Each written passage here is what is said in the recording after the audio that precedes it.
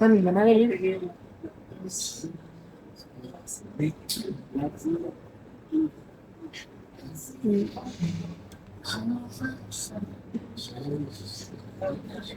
Eli, Emily.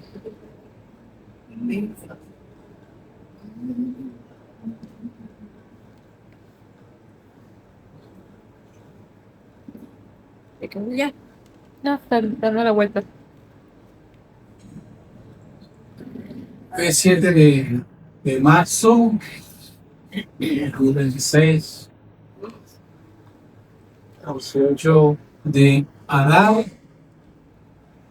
de 5786 de la creación, casi 2000 años de la era mesiánica. Corresponde esta tarde la Parashá Ki Tisa. Esta es la porción de la Torá número 21 del ciclo anual bíblico de la lectura de la Torá, que se encuentra en Shemot, capítulo 30, Éxodo 30, verso 11 al capítulo 34, 2. Y tenemos la Haftará en Primera de Reyes 18, verso 1 al 39. Tenemos también el Hija de Chá, que es el pacto renovado. Segunda de Corintios, capítulo 3, verso 1 al 18. Marcos, capítulo 9, verso 35 al 11, 1. Y Hebreos, capítulo 3. Hebreos, capítulo 3.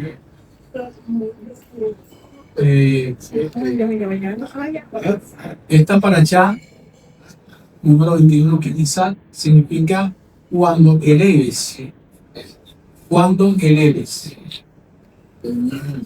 Y esta parashá es una continuidad de el diálogo que viene teniendo el Eterno con Moisés, dándole instrucciones sobre la construcción del Mishkan, las medidas, cada uno en serio. Y en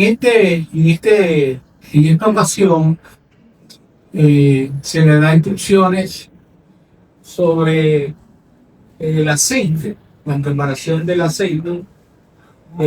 También habla de la preparación y el censo.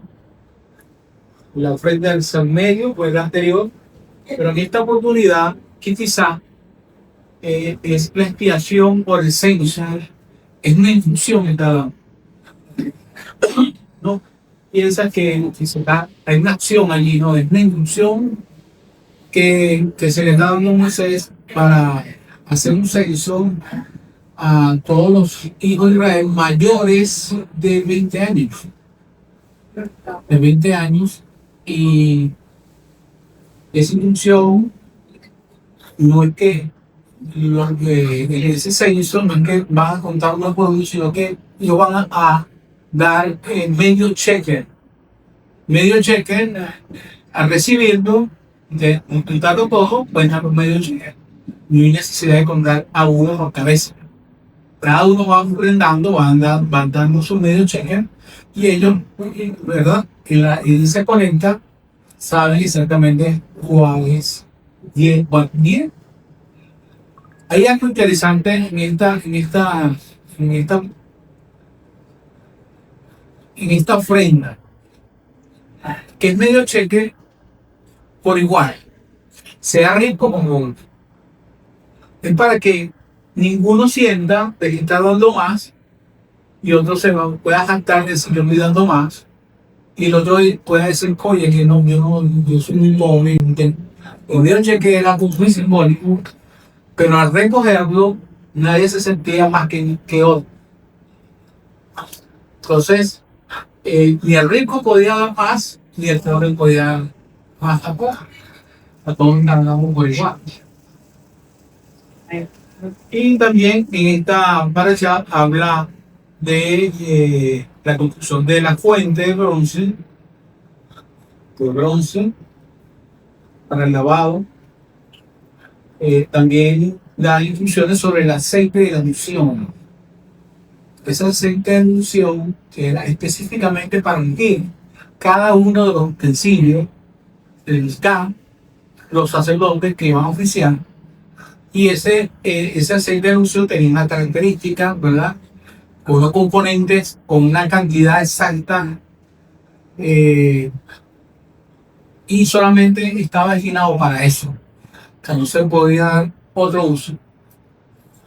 Si nosotros quisiéramos hacer una aceite como eso, estamos faltando al Eterno por una ordenanza específicamente para ese fin. Muchos dicen, no, que nosotros podemos tener un aceite de unción preparado como en ese momento para un pulmón. No lo podemos hacer. Porque no es para nosotros.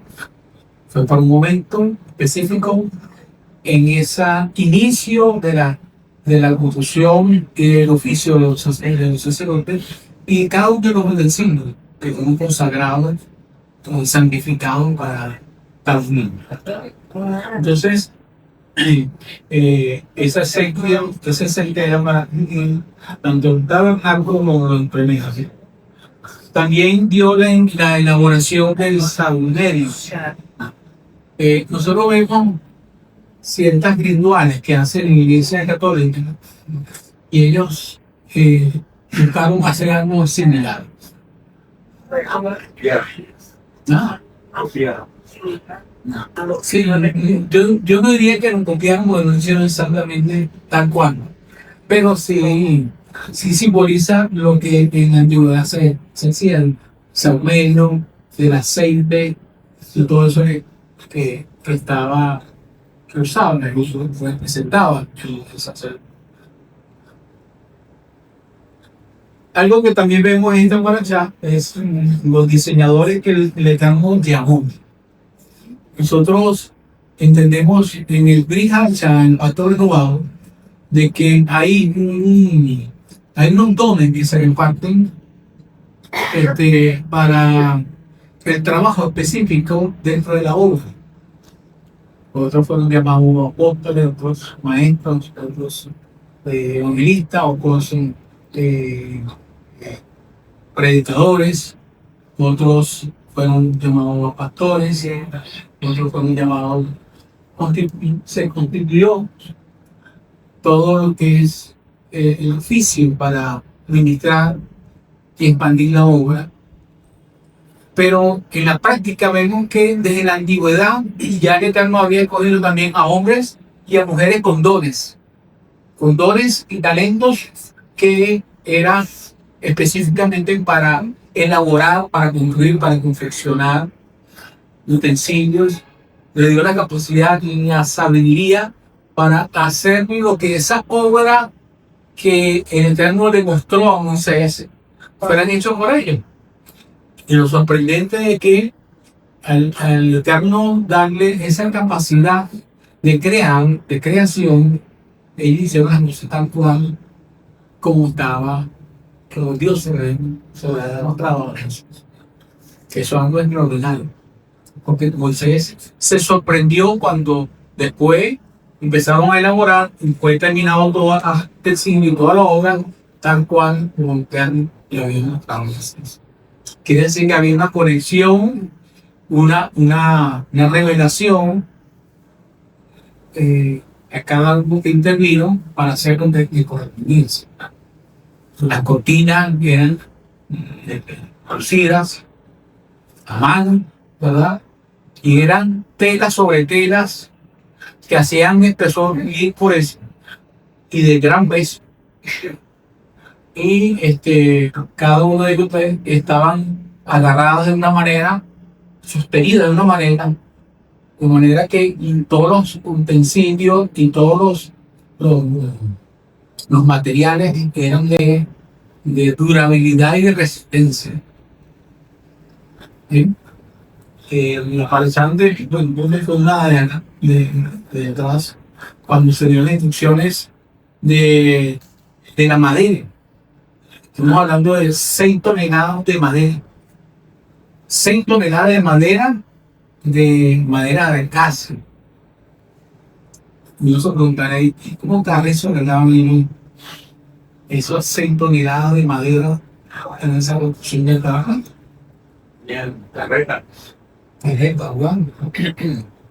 Muchos hablan de que ya el Eterno había provisto un lugar donde ellos fueron y cortaron toda esa madera.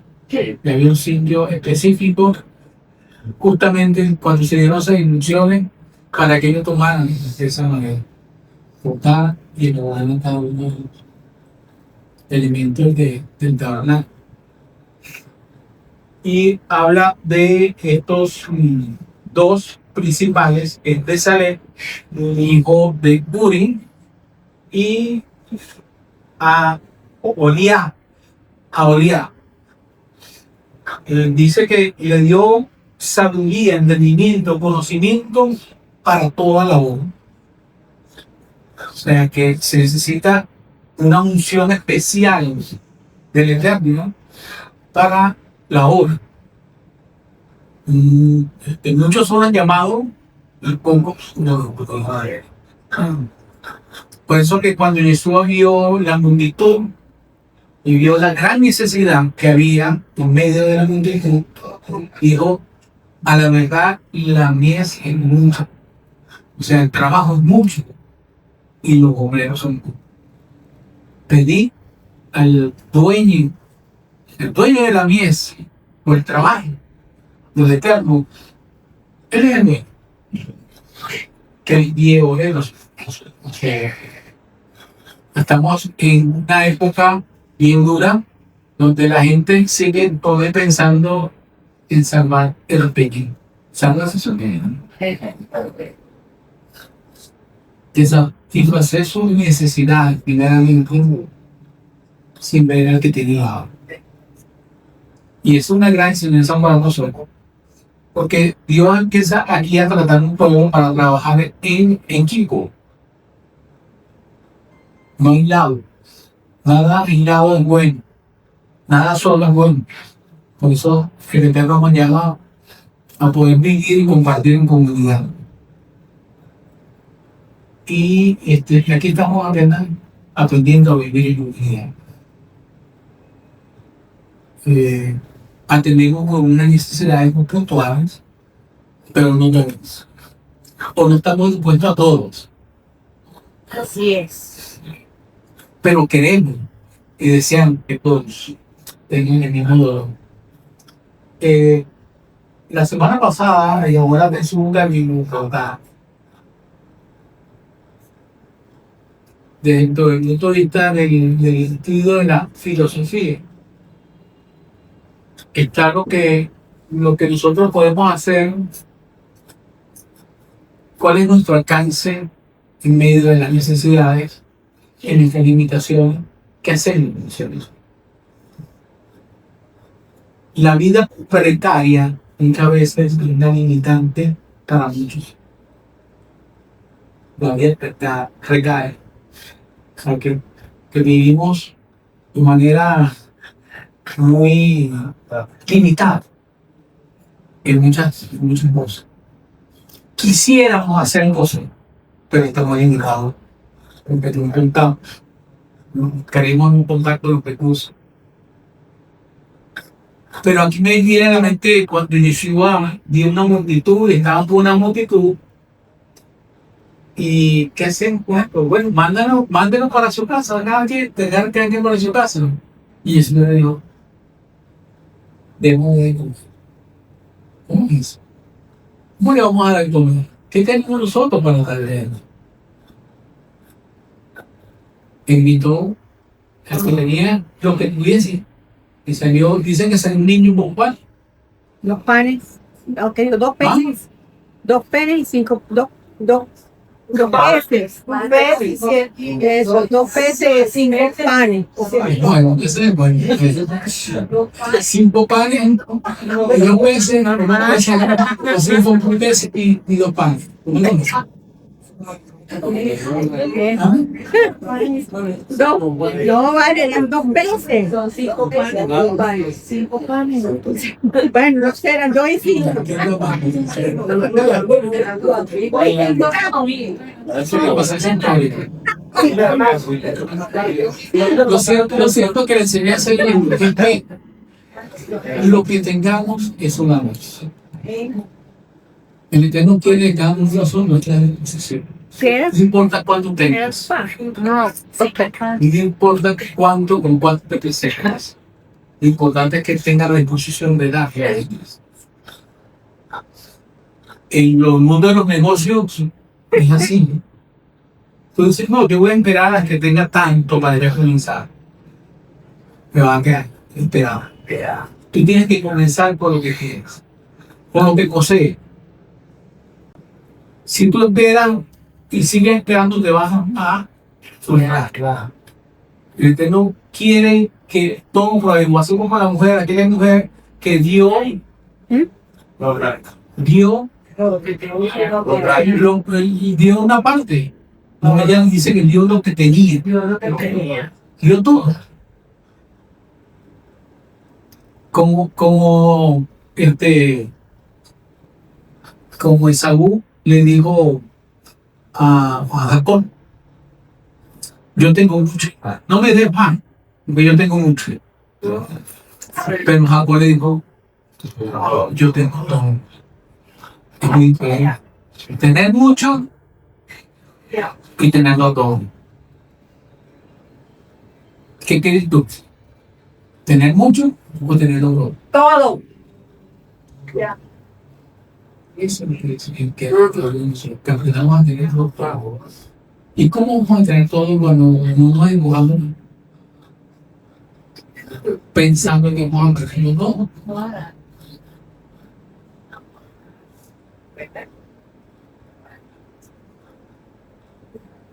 Aquí el Eterno le dio sabiduría y entendimiento, conocimiento para toda labor, para proyectar obras ingeniosas para hacer oro, plata, cobre, para lavar piedras, para engarzar, tallar madera y hacer todo trabajo.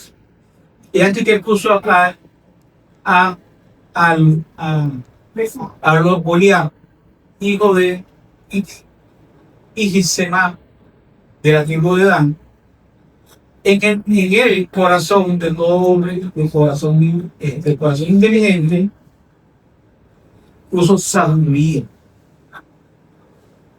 para que hagan todo lo que te ordenen.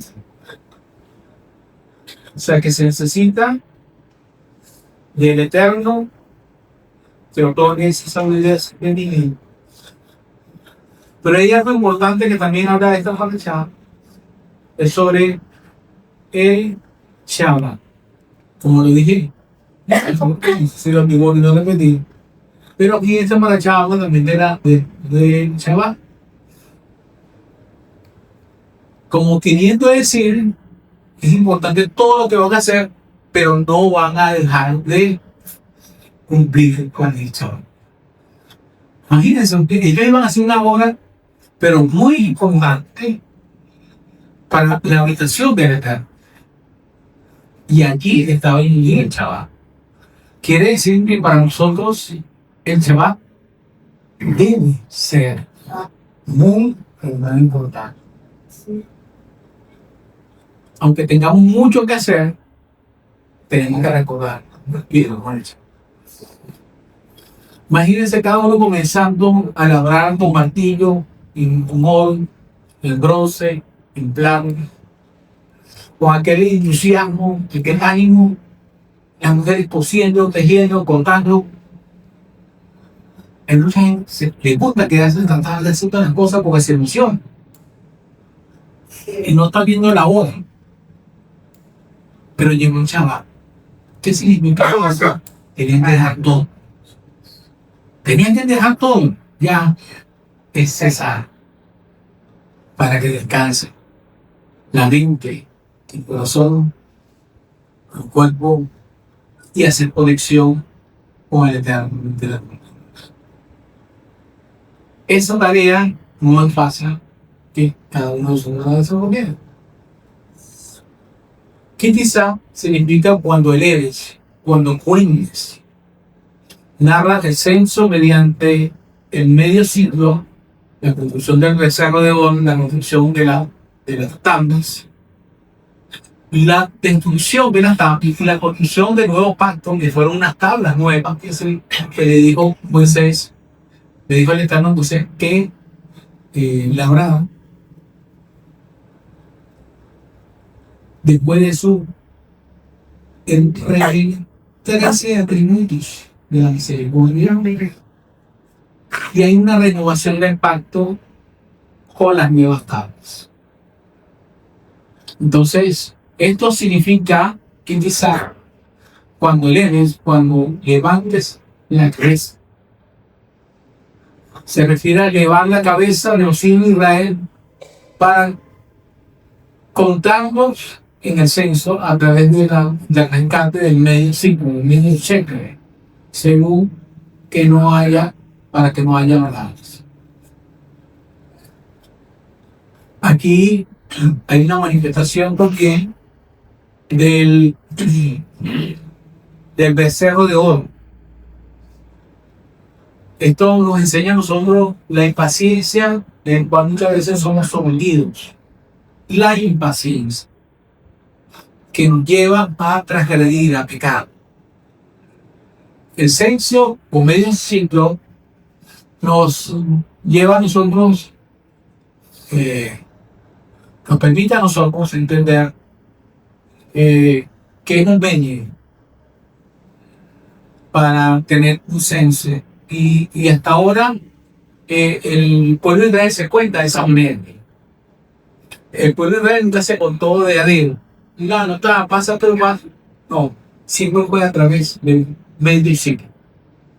Y cada año lo hacen así. Cada año lo hacen así. No tengo aquí las cifras, la bajé y no me dio tiempo porque fue bastante extenso. Pero de cada país, aquí en Venezuela según hay una estadística de 6.000. Sí.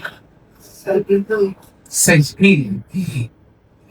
Donde hay más población judía en los Estados Unidos, más que en Jerusalén. Más que en Jerusalén. Argentina. Y después le sigue Argentina, le siguen muchos países. Con una estadística. Pero lo que no quiere decir que este medio ciclo se lo hace en las festividades. Y en este tiempo de Purim lo hacen también. Y en Pesach también lo hacen. En esta paracha se habla del becerro o la Navidad de embajada en Sinaí. El pueblo impaciente construye un becerro de oro. Dios designa, pero Moisés intercede por ella. Dios se indigna, perdón, por lo ocurrido, pero Moisés intercede por ella. Las tablas incluidas, el bajar Moisés de la idolatría y rompe las tablas de la ley. Se habla de los antiguos, como lo dije al principio, la renovación del pacto. Y Moisés, cuando baja por segunda vez, baja con el rostro resplandeciente.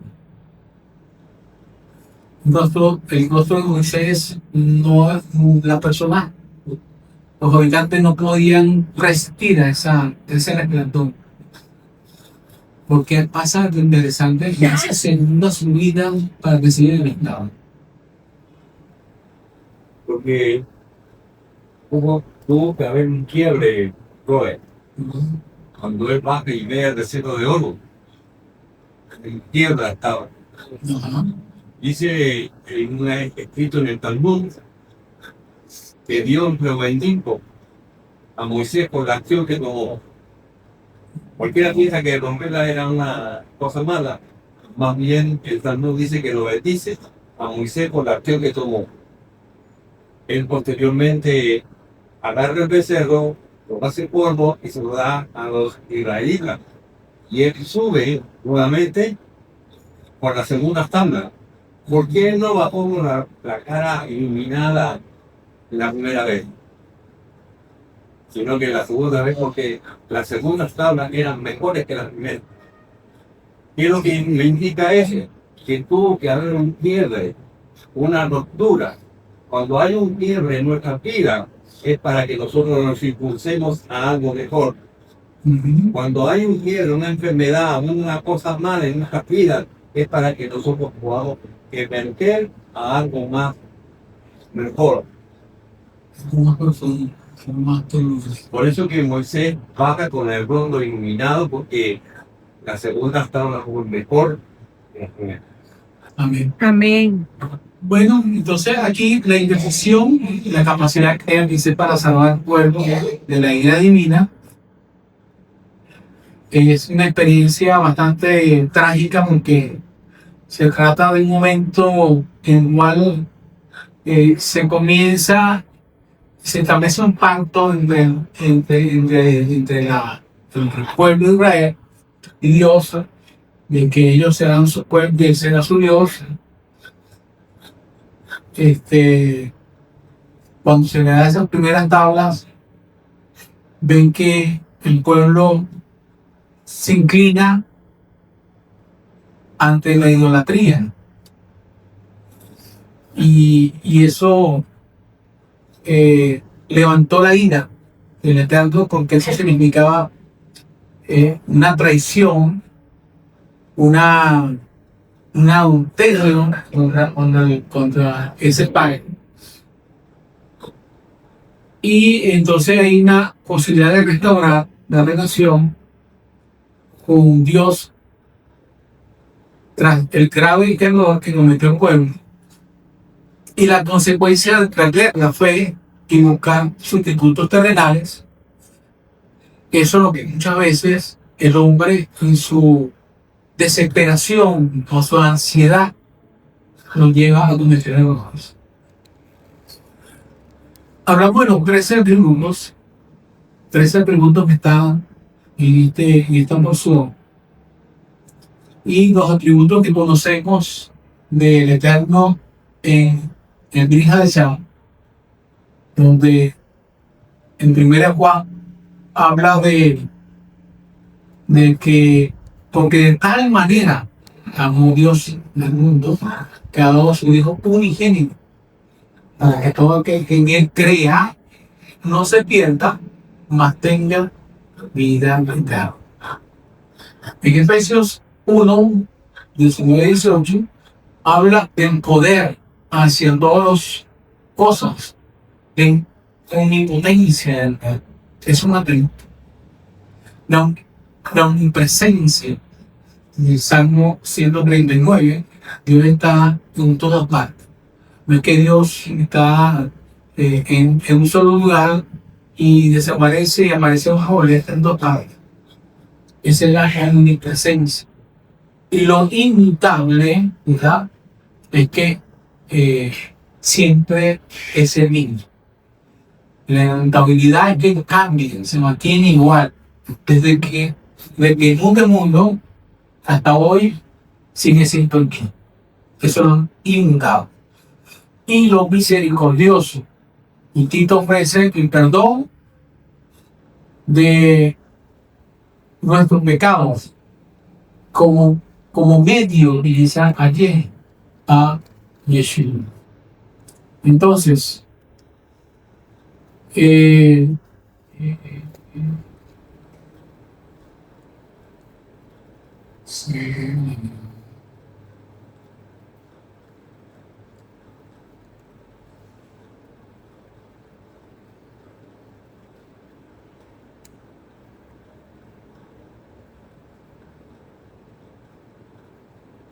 pasó algo, pero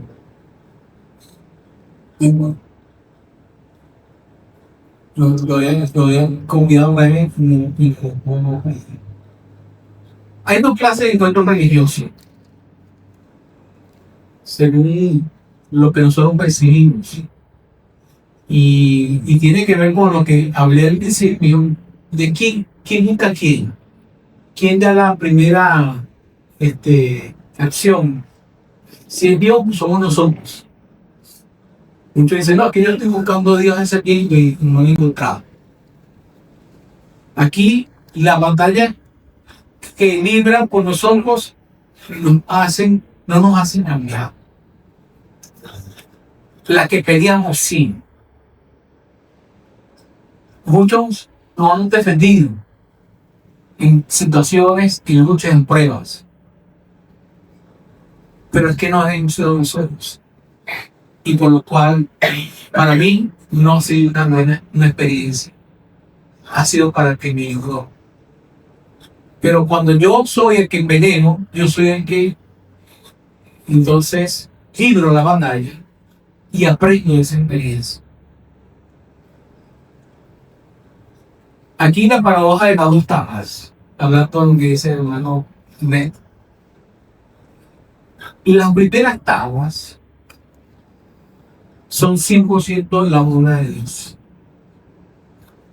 Dice que él escribió con el dedo, ¿verdad?, esas tablas grabadas por Dios. ¿Y cuál fue el resultado? Fueron grabadas en la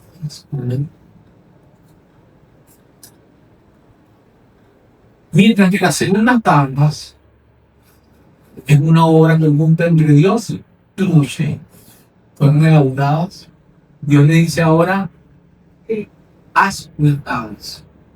Y Moisés hizo, ¿verdad?, limpió la piedra y se le hizo para entonces que sean escritas nuevamente las mismas leyes que le había dado la primera. ¿Cuál es el resultado? Unas fueron quebradas, pero estas permanecieron. Es una diferencia entre la primera y la segunda. Permanecieron intactas para la eternidad. ¿Por qué el objeto de mayor santidad se quebró? Sino de Dios. Mientras que en la que tuvo intervención humana, perduró. Vamos a ver qué sucede allí. Aquí el principio del misterio, de la mística, viéndolo desde el punto de vista del significado de la mística, del misterio, de la transformación.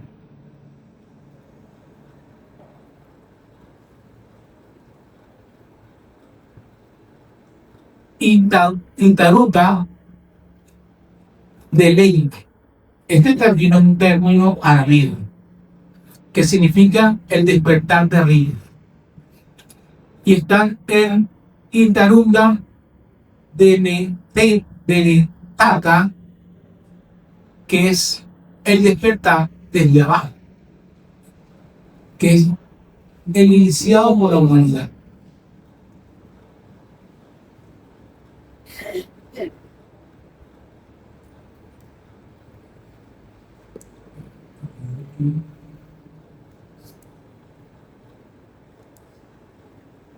Para comprender la permanencia de la segunda tabla, hay que mirar un poco estos términos para enfatizar un poquito qué es lo que me quiere enseñar esta moción. Esta segunda tabla debemos analizar la dialéctica entre la Intaruta de Leiden, de Leida, despertar de arriba, y la Intaruta de Tataro, despertar de abajo.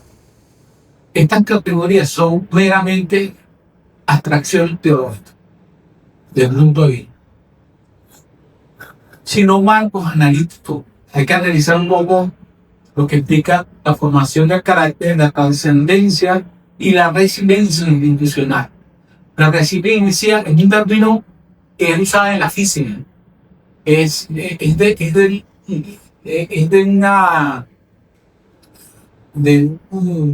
un material que por más que se fatigue, él vuelve a su estado original.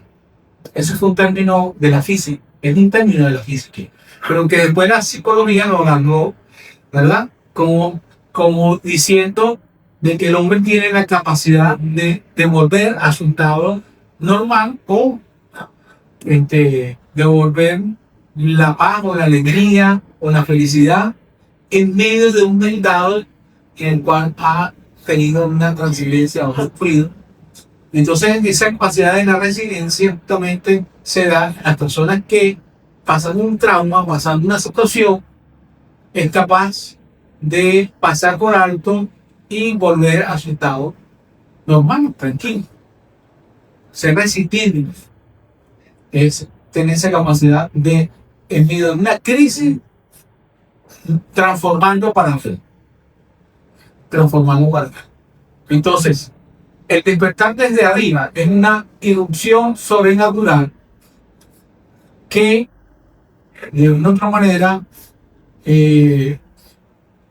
forma el carácter que suspende la casualidad natural, mientras que el despertar desde abajo es el resultado de una combinación entre la iniciativa divina y la propuesta humana. Y a menudo modesta en un principio, pero capaz de generar mediante los esfuerzos sostenidos y la transformación interna profunda.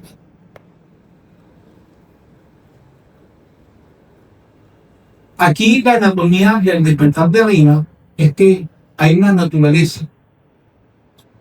Es algo espectacular, es algo sobrenatural y altera el orden natural de las cosas porque es una intervención divina. Nadie la puede anular, se manifiesta.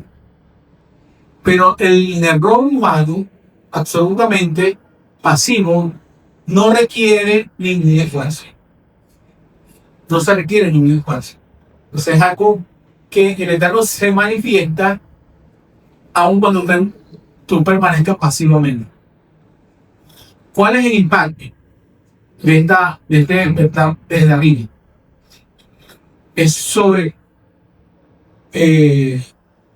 sobrecogedor, pero temporal. Es algo que se manifiesta no constante, sino que es casual o que es oportuno en un momento determinado y que es necesario que se manifieste. Entonces, cambia el universo interno, pero no cambia la naturaleza humana. El hombre permanece igual, simplemente es una manifestación para mostrar. Pero la anatomía del despertar de abajo, que es la naturaleza humana, ¿verdad? Es un gesto humano anclado en la realidad material y dentro del rol humano altamente activo requiere esfuerzo e iniciativa. O sea, ¿qué nos está diciendo estos conceptos? De que hay uno que se mueve por voluntad, ¿verdad? Y uno que hacemos, la anatomía de despertar de abajo, es la que hacemos respuesta a algo que se está generando para nosotros tener una acción. Ese impacto se entiende nuestro horizonte de posibilidades y deja una huella permanente.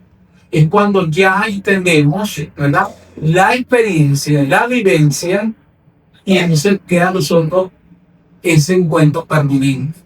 O sea, aquí nos está un panorama de lo que sucedió con esas primeras tablas y estas segundas tablas que el Eterno nos está dando.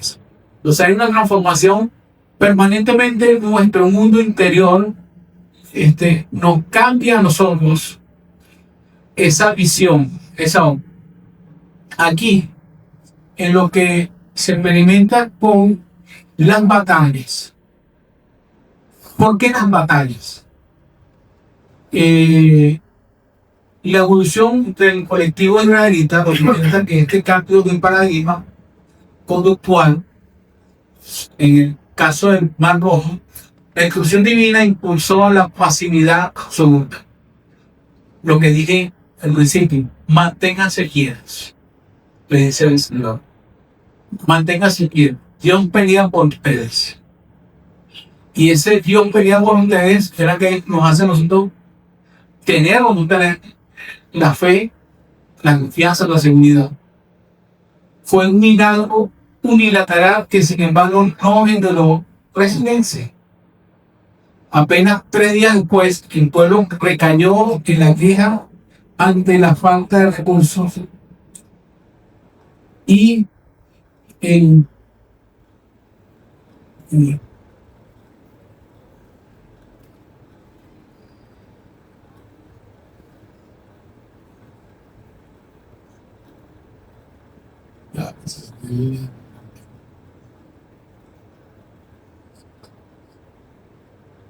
Y en contraste frente a Amalek, en el caso de incluso el pacto y Amalek, el mandato fue movilización andina. Cuando el enemigo le sorprendió, aquí el Eterno nos mata a movilizarse activamente. ¿Qué quiere decir con esto? De que hay momentos, como lo dije hace rato, hay momentos de depender de Dios y hay momentos donde tenemos que activarnos, donde Dios nos manda a que actuemos en respuesta. Este enfrentamiento que muchas veces tenemos todos, el despertar de abajo, redefinió la identidad colectiva a través del esfuerzo. El impacto fue tan transformador que a partir de ese momento los israelitas cesaron de quejarse ante los conflictos médicos. Muchas veces el no hacer nos crea una mente ociosa que busca lo más mínimo, la queja. De ahí viene la queja. Cuando la mente está ociosa, muchas veces enfrentamos una guerra, una lucha en cada uno de nosotros y que tiene que ver juntamente con esa manifestación de la queja. Por eso es que el pueblo, el Eterno le envía cada situación o deja que demora cada situación para que vivan la experiencia y dependan también de él en las ocasiones. Aquí yo quiero entender un poco ese proceso de la formación del carácter del Eterno hacia cada uno de nosotros. ¿Por qué experimentamos lo que experimentamos? ¿Por qué nos pasa lo que nos pasa? Porque cada uno vivimos una situación que para algunos es nada, para nosotros es todo un mundo que se le cae. No, cuando tú empiezas a contarle a un hermano, me está pasando esto, son pantosos. Comió para mí, pero para mí es algo tan grande que me...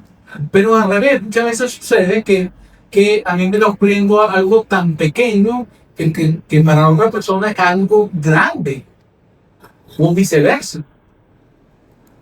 Entonces cada uno de nosotros vivimos un mundo, vivimos una tragedia, vivimos una necesidad, vivimos una situación muy compleja y son las luchas y las batallas que libramos cada uno de nosotros. Por eso que no nos entendemos cuando nos llamamos y nos decimos, ¿cómo estamos? Bien. Y por eso está diciendo, bien. Bien, madre. Pues la estoy pasando bien, madre. Por eso que más fácilmente se nos va. Entendemos. Entonces, aquí vemos que el pilar 1, las batallas. Libramos batallas. Pilar 2, los espacios sagrados. Hay momentos que el Eterno nos da que son sagrados. Por eso empieza a variar los escenarios. ¿Por qué el Eterno nos permite variar los escenarios? Porque justamente es la experiencia que quiere vivir, que enfrentamos. Que podamos saborear, por eso que el Shabbat para nosotros es dulce. Y se habla de que el Shabbat tiene que ser dulce para nosotros. Y tenemos que experimentar la dulzura del Shabbat. ¿Cuántos han experimentado la dulzura del Shabbat? Lo hemos experimentado. Yo sé que no muchos lo han experimentado. Están ahí en ese proceso. Cuando lo experimentan de verdad, y se concentren en hacer en el Shabbat en que corresponde hacer, y que va cambiando de manera. Los pasos sagrados. El Mishkan y el monte Sinaí. Es la arquitectura de la presencia permanente. ¿Qué significa eso? Esta misma dialéctica se manifiesta en la comparación entre la revelación hemífera del monte Sinaí y la arquitectura sostenible del Mishkan. En el Sinaí fue algo circunstancial, momentáneo, donde tuvieron temor de escuchar unas voces, unos truenos, una manifestación en la cual dijeron, hablan como dicen con el Eterno. Nosotros escucharemos y haremos, pero entienden de tú con el Eterno. Pero la experiencia del Micán es distinta, porque la experiencia del Micán es una permanencia, es la habitación del Eterno. Cuando entendemos de que esa dimensión, que cuando nosotros somos ahora tabernáculo recipiente del Eterno, el Ruach HaKodesh ahora habita en cada uno de nosotros, hay una permanencia. No es como la experiencia en el Sinaí. Ahora pregunto, ¿esa permanencia de la Ruach HaKodesh está en tu vida? ¿Tú la sientes? ¿Tú la experimentas? Puedes decir que es permanente, es constante, te redarguye, te corrige, te instruye, te hace cambiar, te paraliza cuando vas a hacer algo indebido, te motiva cuando estás desanimado. ¿Qué permanencia tiene el Ruach HaKodesh en tu vida?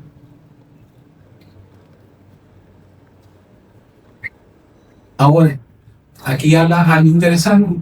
Tanto el pueblo rogó que Dios dejara de hablar directamente por temor a perecer, mientras que el Micán cambió fue el resultado de una labor humana meticulosa y voluntaria. Pero hay algo que ocurrió.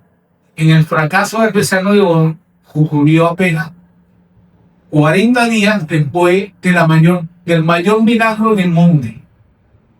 Habiendo tenido una experiencia en el monte Sinaí de la manifestación del Eterno, ocurrió todo el becerro de oro. Moisés se había quedado en la presencia del Eterno y duró 40 días. Y eso hizo que el pueblo se desesperara. ¿Verdad? El que sacó de Egipto, ahora no lo tenemos. ¿Qué pasó? Confiado, su confianza permaneció, se mantuvo, no hubo duda. Y esos son vacíos muchas veces que nos ocurre a nosotros en este caminar.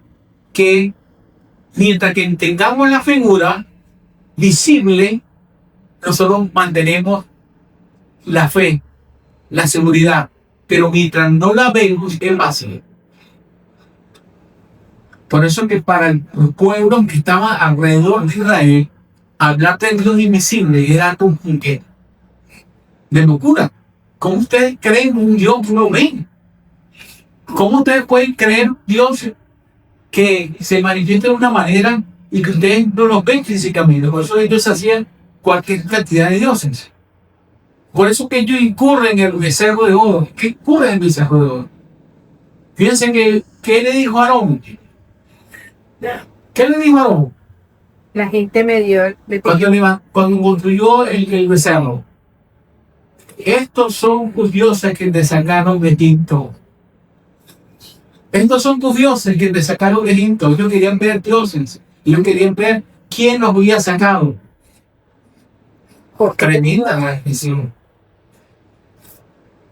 ¿Quiénes eran los que se echaron para atrás y dijeron, qué locura es esta? Los únicos, por eso que los príncipes, los primogénitos de todas las tribus iban a ejercer el sacerdocio. Pero debido a lo del becerro de oro, los únicos que quedaron ejerciendo el sacerdocio fueron los de la tribu de Leví, los que fueron los únicos que se desplegaron, que no se contaminaron. Los demás tribus se contaminaron. Y por eso que el sacerdocio se le fue dado, se le otorgó a la tribu de Leví. ¿Sí se entiende? Sí. Amén. ¿Ok? Entonces, por lo contrario, la estabilidad religiosa posterior a la construcción del Micán demuestra que un espacio preparado para el hombre garantiza la permanencia de la presencia divina y la labor humana convierte la santidad en un ecosistema habitado. O sea que lo que nosotros hacemos con nuestras propias manos, reconociendo la importancia que tiene la trascendencia y el acercamiento por el cual lo estamos haciendo, eso tiene un mérito. Es el mismo mérito para heredar. Entonces, por eso que todo lo que vamos haciendo progresivamente aquí en nuestra comunidad, ves que ya tiene su mérito. Tiene su mérito. Por poco que tú hagas, lo poco que tú des, lo poco que tú ofreces, lo poco que tú puedas ir contribuyendo, tiene su mérito. Porque tú estás sosteniendo y tú estás trabajando en función al invisible, lo que visiblemente puede disfrutar. ¿Sí me explico? Entonces, ¿qué es realmente la labor humana que convierte la santidad en un sistema habitable, desplazando el enfoque de cultura física hacia una cultura legal, mental, más sofisticada? En el caso del pilar 3, que son los textos, ¿verdad? El texto que se nos da en la Torá, es la cúspide de la sociedad colaborativa, que es el modelo de colaboración para alcanzar el selim de la Torá, que no representa un mero suplemento, sino la esencia misma del pacto. Aquí la revelación se encuentra en la interpretación activa, marcando un giro fundamental de la ley profética, de lo carismático que es hacia una ley racional y deliberativa. Aquí la importancia de esta transición se resume en el enigma del versículo de Deuteronomio 5:19 sobre la voz del Sinaí, que habla también de esa tradición. Esa frase contiene una paradoja. Y fue una voz que nunca volvió a escucharse. Esa manifestación de la Torá en el Sinaí no se volvió a escuchar. Fue única en el momento. Pero él dejó después la Torá escrita, estática y dividida. Y simultáneamente con una voz que no cesó. ¿Cuál fue esa voz que no cesó? Lo que recibió Moisés, conjuntamente con la escrita, que fue la Torá. ¿La Torá? ¿Ah? La Torá Corán. ¿Y qué es la Torá Corán? La explicación de la Torá escrita. Por eso él tuvo que reunir a los ancianos, tuvo que reunir a líderes para explicar la aplicación de esas leyes, de esos preceptos, de esos mandamientos, en cada una de las circunstancias, en cada una de las situaciones que el pueblo de Israel en su cotidianidad iba a presentar. Cada uno de nosotros vivimos una situación en particular. Y la Torá tiene una respuesta para la Torá tiene una respuesta para cada una de las situaciones que enfrentamos, ¿verdad? Las crisis, las situaciones que las relaciones interpersonales, pero también la falta de moral, ¿verdad? La falta que el pueblo cometía a través de las acciones y las actitudes que muchas veces incurrían ellos, ¿verdad? En el robo, la indiferencia, el adulterio, o lo que no podía hacer no se hacía. Entonces, en fin, la legitimidad de este sistema reside en la primera de la razón humana sobre la autoridad carismática. Aquí, este autor, que es el rabino Yohanan, enseña que el pacto se selló fundamentalmente a través de la ley Corán, cuando se explicó la ley escrita. Mientras que Maimónides, que es un filósofo y el rabino de la Edad Media, eleva la declinación de afirmar que la ley es acorde con los 1001 sabios y no con los 1000 profetas. Esta distinción protege la esencia de la Torá como una sociedad donde la interpretación del sabio tiene más peso legal que la inspiración del profeta. al democratizar y humanizar el proceso legal. La Torá deja de ser un dictado celestial para convertirse en una responsabilidad que nos pide. Y esto tenemos que verlo de esa manera. O sea, la Torá fue escrita justamente para que cada quien asumiera una responsabilidad de acuerdo a su rol que le compete socialmente. La transformación no solo es la ley, sino que el propio, el líder que lo custodia. O sea, que en este caso hace eso. Y aquí están las batallas, como lo hablamos, ¿verdad? El mar rojo, cuando fueron a acusar, le dice, manténgase quieto, mientras que Amalek le dice a hombres, combaten con Amalek. Hay momentos de estar y confiar y hay momentos de combatir. Hay un esfuerzo que se hace y hay un esfuerzo que se manifiesta en cada uno de nosotros, pero que después nos hace vivir una experiencia totalmente distinta y forzosa. El mayor milagro de la historia, que es el Mar Rojo, dejó al pueblo dependiente del Eterno.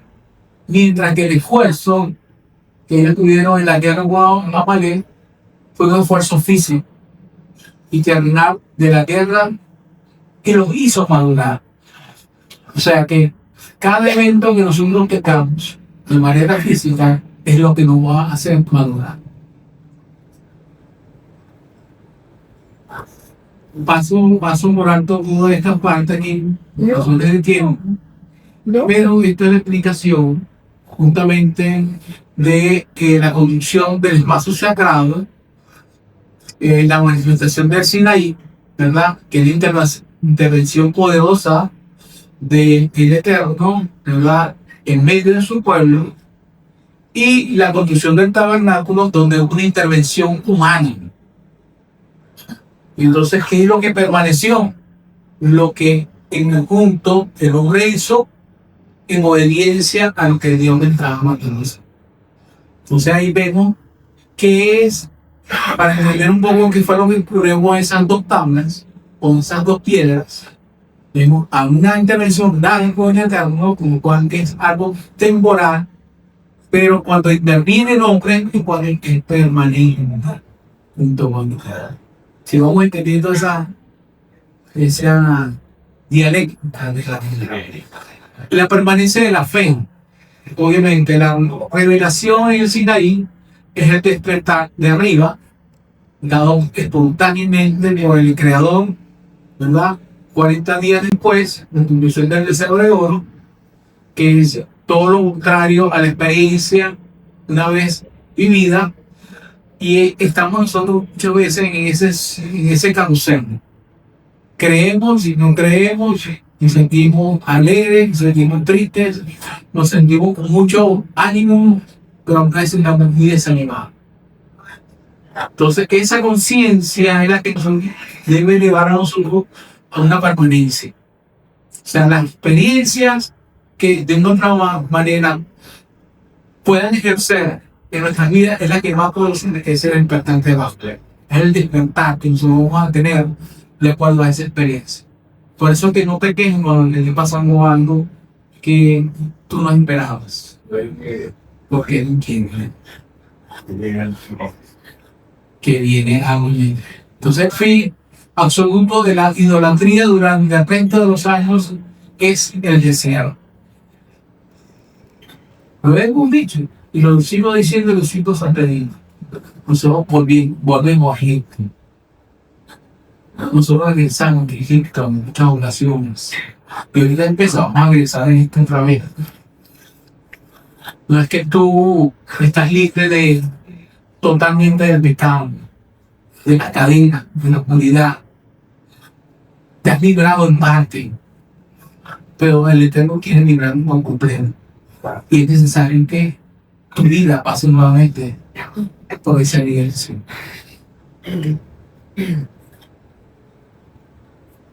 El pacto, la naturaleza de, de la Torah y la comunicación. Las primeras tablas agregadas fueron únicamente entregadas, ¿verdad? Pura, la palabra de Dios, sin contribución humana, mientras que la segunda es la Torah, las tablas, las mismas tablas, otras tablas, pero la Torah oral, hablaba, comunicar. Por eso que es importante comunicar la Torah a otros. Los reyes tenían que escribir la Torah. Los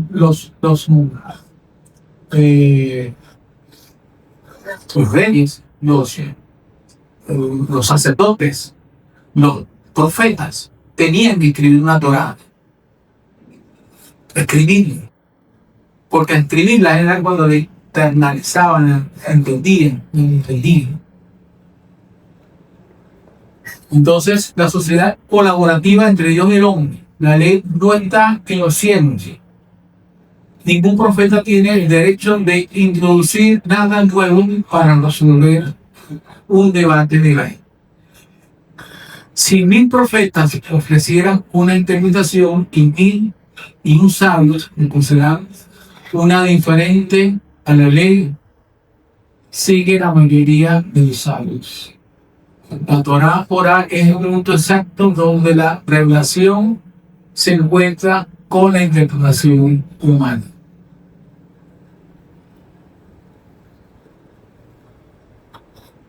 La gloriosa ambigüedad de Deuteronomio 5:19 es la interpretación A y la interpretación B. Una es el despertar de arriba, la acción que hace el Eterno hacia la humanidad, y una vez una voz que no cesó, que es el despertar que se describe con la Torah oral, que es la difusión, el estudio de la interpretación humana que nunca se detiene. Por eso que esa voz de Yeshua es la Torah viviente. Y de esa misma manera, esa manifestación de la voz, la audible de la Torah, tiene que hacerse rema en cada uno de nosotros. Ambas somos verdades simultáneas, manifestaciones simultáneas. ¿Qué es lo que el Eterno espera de nosotros? Una transformación física, un rostro que ilumine, un rostro resplandeciente, que es una metamorfosis. La prueba definitiva de que solo la iniciativa humana tiene el poder de transformar al individuo se halla en la metamorfosis de Moisés. Tras descender de las primeras tablas, obra puramente divina, en lo que Moisés fue un mero intermediario. Su fisionomía no mostró cambio alguno. Sin embargo, al descender por la segunda tabla, su rostro irradiaba. Su rostro irradiaba una luz tan intensa que los israelitas temían acercarse. La causa de este fenómeno reside en que Moisés esculpió personalmente a pie. Y al tallar el soporte de la ley, Moisés dejó de ser un sujeto pasivo para convertirse en un coautor. Hay intervención de cada uno de nosotros para que haya permanencia. El esfuerzo físico y mental de la colaboración en una transformación ontológica que la pasividad absoluta no pudo lograr. La actividad anual, el tallar la propia piedra, era el catalizador necesario para que la luz de lo sagrado se integre en la realidad física del individuo. Solo cuando el hombre se involucra en el proceso creativo, la santidad deja de ser externa para volverse una unidad del sujeto. ¿Sí se entiende? ¿Ah? O sea, cuando hay una intervención humana, es cuando hay una integración entre lo que es espiritual y humano. O sea, que se apropia realmente de aquello que él intervino en participó, donde el hombre participó. Por eso que para ti, para mí, hacer lo que hago es parte de una respuesta por agradecimiento. Y en respuesta de agradecimiento,